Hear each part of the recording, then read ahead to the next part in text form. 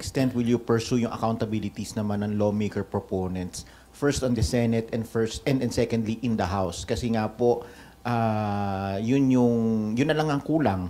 Alam na natin yung modus, alam na natin yung mga kasabwat doon sa, alleged kasabwat doon sa DPWH, sa contractors.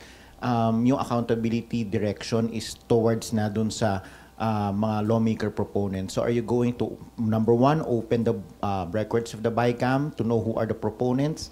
And number two, will you be recommending cases against fellow lawmakers, whether senators or congressmen?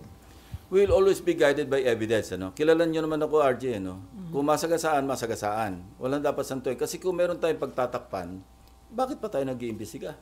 Bakit pa tayo? Although, in aid of legislation, pero meron kaming isi-share namin sa executive branch, whatever pieces of evidence na mag-gather, para magamit, ma-put into good use.